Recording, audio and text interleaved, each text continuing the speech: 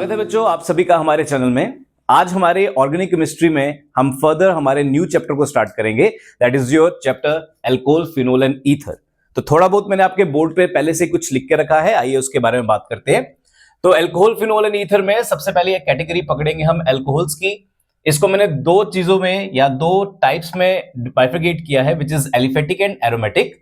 Aliphatic alcohols की बात करें तो यहां पर आपके पास आईयूपैक नेम रहता है मिथनॉल, मीथेन, ओल।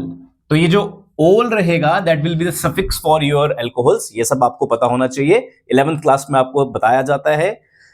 फर्दर मूव करें हमारे एरोमेटिक की टाइप पे, तो this is your benzene. Benzene के नेक्स्ट कार्बन पर OH प्रेजेंट है, तो this is your benzyl alcohol. Benzyl alcohol. Benzyl alcohols का दूसरा नाम रहता है आपका एरलकाइल। एरलकाइल अल्कोहल्स, राइट। तो आपके पास बेंजीन के नेक्स्ट कार्बन पे जब OH प्रेजेंट है तो this type of aromatic alcohol is known as aralkyl alcohol. Moving toward the phenols, तो फिनोल्स की बात करें तो फिनोल्स भी एरोमेटिक अल्कोहल्स की ही टाइप होती है। जैसे कि यहां पर एरोमेटिक अल्कोहल्स की टाइप है बेंजाइल अल्कोहल, वैसे ही यहां पर एरोमेटिक अल्कोहल्स की ही टाइप होती है जिन्हें हम अलग कैटेगरी में पढ़ते हैं, इन्हें हम कहते हैं फिनोल्स। ये बेसिकली कौन सी टाइप होती है? ये वो टाइप रहेगी जब बेंजीन में डायरेक्टली OH प्रेजेंट होगा। आप देख सकते हैं बेंजीन पर डायरेक्टली OH प्रेजेंट है, बेंजीन के नेक्स्ट कार्बन पर या किसी और कार्बन पर आपका अल्कोहल नहीं प्रेजेंट, बल्कि बेंजीन के कार्बन पर आपका OH प्रेजेंट है। दिस इज योर फिनोल, अलग कैटेगरी होती है और इनका एक्चुअल नेम या अदर नेम आप बोल सके तो वो होता है एराइल अल्कोहल। ठीक है, तो these are your aralkyl alcohol, these are your aryl alcohols. Aryl alcohols यानी कि फिनोल्स अल्कोहल के ही टाइप होते हैं, मगर इनकी प्रॉपर्टीज अल्कोहल से थोड़ी डिफरेंट होने के कारण हम इनको अलग कैटेगरी से पढ़ते हैं। इनकी प्रिपरेशंस अलग रहती है, इनकी प्रॉपर्टीज अलग रहती है। ठीक है, तो थर्डली हम पहुंचते हैं हमारे ईथर्स की तरफ। तो ईथर्स में आपके पास ROR करके आपका फॉर्मूला रहने वाला है। इनका जर्नल नाम रहेगा एल्कोक्सी एल्केन्स। जनरली जो इनका नाम लिखा जाता है these are alkoxy alkanes. Example के थ्रू समझाऊं तो CH3CH2OCH3। तो अगर आपके पास कोई ऐसा ईथर प्रेजेंट है तो यहां पे हमारे पास जो बड़ी चेन होती है उसको हम मेन चेन लेके चलते हैं, और जो छोटी चेन होती है उसको हम ऑक्सीजन दे देते हैं। एंड अकॉर्डिंगली जो नाम रहता है वो आप देख सकते हैं एल्कोक्सी, यानी कि जिस कार्बन को ऑक्सीजन दिया है वो आगे आएगा, यानी कि मिथ ऑक्सी। और जो मेन चेन रहती है एल्केन करके वो बाद में आने वाली है। तो मिथॉक्सी, 2 कार्बन की चेन, इथेन। तो ये आपके ईथर का नाम रहेगा एल्कोक्सी एल्केन्स, यानी कि हमारी एग्जांपल के अकॉर्डिंग मिथॉक्सी इथेन। ये हमारे पास इनकी नेमिंग रहती है। तो ये आपका कुछ इंट्रोडक्शन है छोटा मोटा आपके पास आपके चैप्टर से रिलेटेड कि अल्कोहल्स किस टाइप के रहते हैं, फिनोल्स क्या होते हैं और आपके ईथर्स क्या होते हैं, एंड उनका नाम कैसे लिखा जाता है ये आपके सामने है। This is the introduction for your chapter alcohol, phenol and ether. आगे चलते हैं, तो आगे आपके पास आपकी अल्कोहल से स्टार्ट करते हैं और अल्कोहल्स की प्रिपरेशन की तरफ मूव करते हैं। तो चलिए स्टार्ट करते हैं। तो बच्चों बात करते हैं प्रिपरेशन ऑफ अल्कोहल्स की। तो प्रिपरेशन ऑफ अल्कोहल्स में हमारे पास नंबर ऑफ रिएक्शंस रहने वाली है। दीज रिएक्शंस आर, एक एक करके बात करते हैं इनकी। Number 1 will be from halo alkanes. From halo alkanes, तो आपके पास आपके प्रिपरेशन ऑफ अल्कोहल्स में एक रिएक्शन रहने वाली है हेलो एल्केन के थ्रू। नंबर 2 हमारे पास रहेगी फ्रॉम एल्कीन्स, और इसके अंदर 2 रिएक्शंस हमारी आती है। These are acidic hydration of alkenes, and number 2 hydroboration oxidation। तो सेकेंड कैटेगरी यानी कि preparation of alcohols from alkenes, इसमें हमारे पास दो कैटेगरी रहती है, दो रिएक्शंस रहती है. These are acidic hydration of alcohols and number 2 hydroboration oxidation. Number third बात करें तो बाय रिडक्शन, यानी कि रिडक्शन करके भी हम एल्कोहल्स प्रिपेयर कर सकते हैं. बट रिडक्शन किस किस की? Reduction of aldehydes, reduction of ketones, reduction of esters and reduction of carboxylic acid.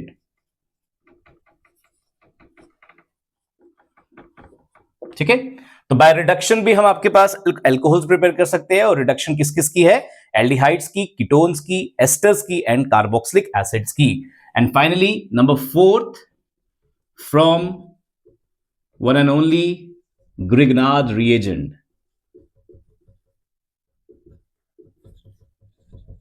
ये एक ऐसा रिएजेंट रहेगा जिससे हर एक चीज बनाई जा सकती है. तो एल्कोहल्स भी हम ग्रिग्नार्ड रिएजेंट से बनाते हैं. और ग्रिग्नार्ड रिएजेंट से कैसे बनाए जाते हैं? Using aldehydes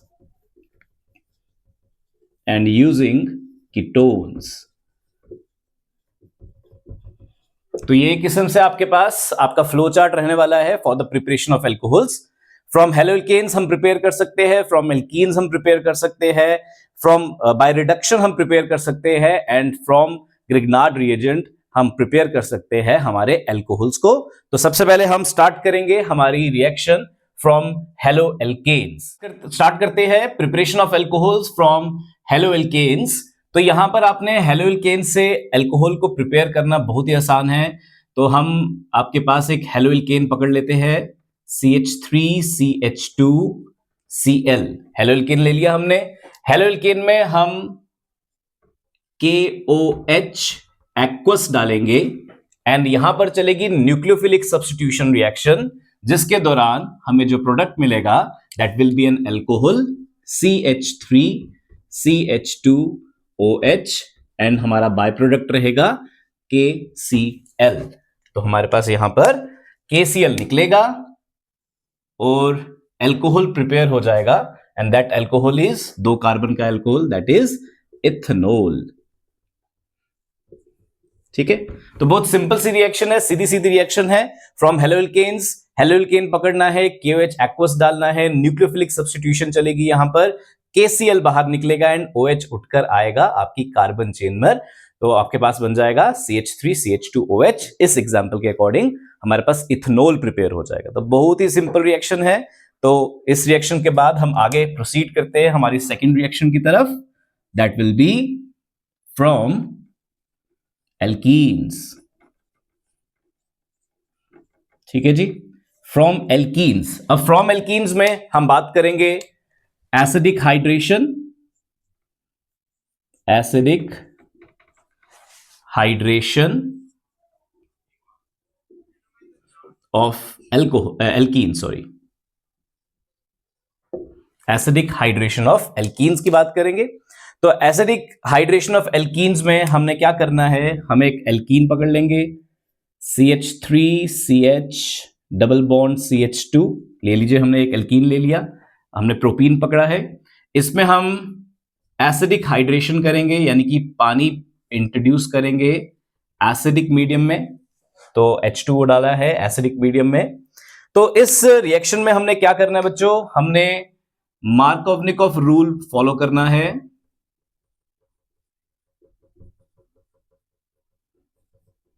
okay, Markovnikov rule हमने फॉलो करना है. तो मार्कोवनिकोव रूल के अकॉर्डिंग हम पानी को तोड़ेंगे H positive and OH negative की फॉर्म में. एंड रूल कहता है H वहां जाता है जहां पे ज्यादा हाइड्रोजन और नेगेटिव पार्ट वहां जाता है जहां पे कम hydrogen across the double bond. And accordingly हमारा जो प्रोडक्ट बनेगा that will be CH3CHOH single bond CH3. ठीक है, तो कोई बाय प्रोडक्ट नहीं निकलेगा क्योंकि it is an addition reaction. Double bond टूट रहा है और डबल बॉन्ड के टूटने पर एक हाइड्रोजन और एक OH यहां पर इंट्रोड्यूस हो रहा है. तो हमारा जो कंपाउंड बन गया that is propane 2-OL, propane 2-OL. तो मार्कोवनिकॉफ रूल लगाकर हमने यहां पर रिएक्शन को प्रोसीड करवाना है। बहुत सिंपल सी रिएक्शन है, एसिडिक हाइड्रेशन कर रहे हैं यानी कि पानी डाल रहे हैं एसिडिक मीडियम में, तो उसके हम इंट्रोड्यूस करेंगे तो हमारे पास H पॉजिटिव वहां जाएगा जहां ज्यादा हाइड्रोजन, OH नेगेटिव वहां जाएगा जहां कम हाइड्रोजन, अकॉर्डिंगली हमें मिलेगा प्रोपेन 2-ol। अब इस रिएक्शन में आपको इसके मैकेनिज्म के बारे में भी पता होना चाहिए एंड बोर्ड्स में आपके एग्जाम पॉइंट ऑफ व्यू से इसका मैकेनिज्म भी पूछा जाता है। तो प्रोसीड करते हैं इसके मैकेनिज्म की तरफ। चलिए तो बात करेंगे मैकेनिज्म की। मैकेनिज्म में हमारे पास स्टेप नंबर 1 जो कि हर मैकेनिज्म में रहता है, और मैंने आपको जितने भी मैकेनिज्म अभी तक बताए हैं सब में यही स्टेप्स हमने फॉलो किए हैं। तो हमारे मैकेनिज्म में स्टेप नंबर 1 रहेगा रोल ऑफ एसिड। तो सिंस यहां पर एसिड हमारा H पॉजिटिव आयन है इसलिए हम इसको प्रोटोनेशन भी लिख सकते हैं। एंड अगेन सिंस हमारे पास यहां पर हमारा कार्बोकेटायन जनरेट होगा तो इसका नाम हम जनरेशन ऑफ कार्बोकेटायन भी लिख सके हैं, जनरेशन ऑफ कार्बोकेटायन। ठीक है, तो आपके पास नंबर ऑफ नेम्स से आप इसको बता सकते हैं। Step number 1 role of acid और प्रोटोनेशन और जनरेशन ऑफ कार्बोकेटायन। और चलने क्या वाला है इसमें देखते हैं। हमने एल्कीन ली हुई है CH3CH डबल बॉन्ड CH2। इसमें हम H पॉजिटिव आयन को इंट्रोड्यूस करने वाले हैं एंड वी नो कि हमारे पास यहाँ पे मार्कोवनिकॉफ रूल लग रहा है, तो उसके अकॉर्डिंग जहां ज्यादा हाइड्रोजन वहां H पॉजिटिव को भेजेंगे। और ऑफिशियली बात की जाए तो आपके पास H पॉजिटिव जब यहां जाएगा तो 2 डिग्री का कार्बोकेटायन जनरेट होगा और 2 डिग्री का कार्बोकेटायन कंपैरेटिवली 1 डिग्री के कार्बोकेटायन से ज्यादा स्टेबल होगा, इसलिए H पॉजिटिव CH2 पे जाके अटैक करेगा। ठीक है, तो आपके पास यहां पर हमारे पास हमारे मॉलिक्यूल बन जाएगा CH3CH डबल बॉन्ड टूटेगा सिंगल बॉन्ड में और आ जाएगा CH3 और यहां पे पॉजिटिव चार्ज यानी कि कार्बोकेटायन जनरेट हो जाएगा और वो 2 डिग्री का है इसलिए स्टेबल 1। ठीक है, नंबर 2 स्टेप नंबर 2 रहेगा हमारे पास जो कि अगेन सब मैकेनिज्म्स में रहता है, वो रहता है जो रिएक्शन का नाम है। तो रिएक्शन का नाम क्या है? हाइड्रेशन। हम एसिडिक हाइड्रेशन की बात कर रहे हैं ना, तो हाइड्रेशन आपके पास इसका स्टेप नंबर 2 रहेगा। और हाइड्रेशन का मतलब यानी कि पानी को इंट्रोड्यूस किया जाएगा अब। तो CH3CH पॉजिटिव CH3 इसमें H2O इंट्रोड्यूस किया जाएगा। एंड हमें पता होना चाहिए कि सिंस इस ऑक्सीजन में लोन पेयर्स प्रेजेंट है तो लोन पेयर इस पॉजिटिव चार्ज को देखकर इसके पास जाएंगे और हमारे पास क्या बन जाएगा आइए देखते हैं, CH3CH। ठीक है, इसके पॉजिटिव चार्ज को खत्म करने के लिए ऑक्सीजन अपना इलेक्ट्रॉन इसको देगा और ऑक्सीजन इसके साथ बॉन्डिंग कर लेगा। ये रहा एक लोन पेयर और ये जो दूसरा लोन पेयर था वो बॉन्डिंग में पार्टिसिपेट कर चुका है एंड अकॉर्डिंगली इस तरीके से हमारे पास H2O जुड़ेगा इसके साथ। आगे है CH3 और सबसे इंपॉर्टेंट चीज जो बच्चे भूल जाते हैं वो ये कि इलेक्ट्रॉन पेयर शेयर करने के बाद इस ऑक्सीजन पर पॉजिटिव चार्ज आ जाएगा। ठीक है, इस ऑक्सीजन पे पॉजिटिव चार्ज आएगा, इसको लगाना मत भूलिएगा। ठीक है, step number 3 regeneration of catalyst.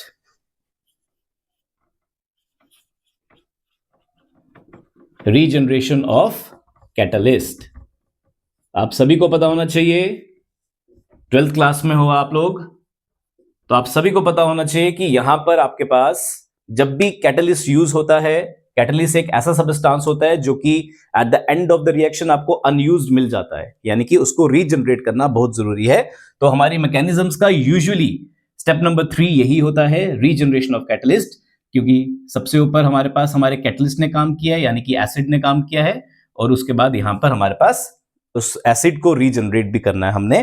तो यहां पे हमारे पास CH3 CH3 और इस पे लगा हुआ H2O जिस पर प्रेजेंट है पॉजिटिव चार्ज, इसकी बात करेंगे। तो बच्चा जी, ऑक्सीजन जो है ये बहुत ही इलेक्ट्रोनेगेटिव एलिमेंट होता है, और इलेक्ट्रोनेगेटिव एलिमेंट की होने की वजह से इसके ऊपर पॉजिटिव चार्ज जो है वो ये अपने ऊपर सहन नहीं कर सकता। थोड़ी ईगो प्रॉब्लम रहती है ऑक्सीजन की कि अपने ऊपर ये पॉजिटिव चार्ज बिल्कुल भी सहन नहीं कर सकता। तो इस पॉजिटिव चार्ज को खत्म करने के लिए ये कुछ भी करेगा, और ये क्या करता है, यहां से H पॉजिटिव निकाल देता है और उसके इलेक्ट्रॉन्स को अपने पास रख लेता है। आई रिपीट, ये यहां से H को H पॉजिटिव की फॉर्म में निकाल देगा और उसके इलेक्ट्रॉन्स अपने पास रख लेगा, एंड अकॉर्डिंगली यहां पर हमें क्या मिल जाएगा, CH3 CH CH3 OH and H positive will be generate out, और आपके ऑक्सीजन के पास वापस से उसके लोन पेयर्स आ जाएंगे और वो खुद से हो जाएगा न्यूट्रल। ध्यान रखना है यहां पर स्टेप नंबर 3 में, रीजनरेशन ऑफ कैटलिस्ट में H ऑक्सीजन जो है अपने ऊपर पॉजिटिव चार्ज नहीं अटेन करके रख सकता। थोड़ी ईगो प्रॉब्लम है बेचारे को। ईगो प्रॉब्लम इसलिए क्योंकि ये इलेक्ट्रोनेगेटिव एलिमेंट है, तो इलेक्ट्रोनेगेटिव एलिमेंट्स अपने ऊपर पॉजिटिव चार्ज अटेन करके नहीं रख सकते हैं, इसलिए ये कुछ भी करेगा उसके लिए। तो क्या किया इसने, यहां से H को निकाल दिया H पॉजिटिव की फॉर्म में और उसके इलेक्ट्रॉन पेयर को अपने पास रख लिया, आप देख सकते हैं यहां पर। ठीक है, एक लोन पेयर पहले से था, दूसरा लोन पेयर आ गया, एल्कोहल हमारा प्रिपेयर हो गया और हमारा कैटलिस्ट भी एट द एंड रीजनरेट हो गया। तो ये है mechanism for acidic hydration of alkenes. ठीक है, चलिए तो अब अगली रिएक्शन की तरफ चलेंगे जो कि आपके पास एल्कीन्स के अंडर ही है, और उसमें है हमारे पास हाइड्रोबोरेशन ऑक्सीडेशन। तो चलिए बच्चों, अब हम चलते हैं हमारी नेक्स्ट रिएक्शन की तरफ अंडर योर एल्कीन सेक्शन। यहां पर है हाइड्रोबोरेशन ऑक्सीडेशन। इस रिएक्शन के अंडर हम डायबोरेन को यूज करने वाले हैं, और डायबोरेन क्या हुआ, इट इज B2H6। ठीक है, और B2H6 बेसिकली किसका बना होता है, ये बना होता है BH3 होल ट्वाइस करके। तो ऑफिशियली जो हमने रिएक्शन में कंपाउंड यूज करना है वो है आपका BH3। इस कंपाउंड को हमने यूज करना है, और आपके पास रिएक्शन किस तरीके से प्रोसीड करनी है आइए देखते हैं। तो हम इसमें एक एल्कीन ले लेंगे, CH3 CH double bond CH2। इसमें हम डायबोरेन इंट्रोड्यूस कर देंगे, यानी कि BH3 होल ट्वाइस इंट्रोड्यूस कर लेंगे, जिसका मुझे सिर्फ एक ही मॉलिक्यूल चाहिए, BH3, सिर्फ ये चाहिए मुझे। ठीक है, तो BH3 में हमारे पास, हम पहले इसको तोड़ लेंगे, ये टूटेगा हमारे पास like BH2 negative and H positive की फॉर्म में। और इस मेथड में सिंस हम एल्कीन्स के अंदर एडिशन रिएक्शन कर रहे हैं, पिछली रिएक्शन में यानी कि एसिडिक हाइड्रेशन में हमने आपके पास मार्कोवनिकोव रूल लगाया, यहां पर हम like our anti Markovnikov rule चलेंगे, एंटी मार्कोवनिकोव रूल। तो यहां पर हमने एंटी मार्कोवनिकोव रूल की तरह चलना है, और उस तरह से कैसे चला जाएगा, आप BH3 को दो हिस्से में तोड़ रहे हैं, और एंटी मार्कोवनिकोव रूल के अकॉर्डिंग H वहां जाता था जहां पे नंबर ऑफ हाइड्रोजन कम होते हैं, और नेगेटिव पार्ट वहां जाता है जहां पर आपके H ज्यादा होते हैं। तो एंटी मार्कोवनिक की तरह जाते हुए हमारे पास जो इसमें कंपाउंड बनेगा that will B CH3 CH, और CH के पास कौन जा रहा है, एक और H, ये बन जाएगा CH2 सिंगल बॉन्ड। CH2 के पास कौन जा रहा है, BH2, और CH2 के साथ हम लगा देंगे BH2।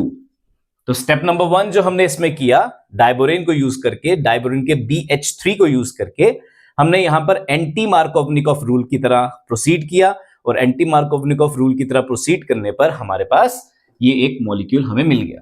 ठीक है, अब आपके पास हाइड्रोजन BH3 में कितने हाइड्रोजन है, 3 हाइड्रोजन है, जिसमें से एक हाइड्रोजन रिप्लेस हो गया। अभी हमारे पास 2 हाइड्रोजन और पड़े हैं, इन दोनों हाइड्रोजन को भी हम इसी तरीके से रिप्लेस करेंगे। तो मैं आपके सामने रिएक्शन को प्रोसीड करवा रहा हूं, आप देखिए। यहां पर हम एक बार फिर से आपका प्रोपीन ले लेंगे, CH3 CH double bond CH2, sorry हाँ CH डबल बॉन्ड CH2, हमने प्रोपीन ले लिया। प्रोपीन में हम फिर से एंटी मार्कोवनिकोव रूल की तरह चलेंगे, यानी कि मैं BH2 को फिर से तोड़ूंगा, ये टूटेगा BH negative and H positive की फॉर्म में। फिर से इसमें एंटी मार्कोवनिकोव रूल लगाया जाएगा और एंटी मार्कोवनिकोव रूल लगाने पर हमारे पास CH3 CH2 CH2 BH, instead of BH2 अब BH रह जाएगा और एक और कार्बन चेन इस पर अटैच हो जाएगी, just like the previous one, CH2 CH2 CH3।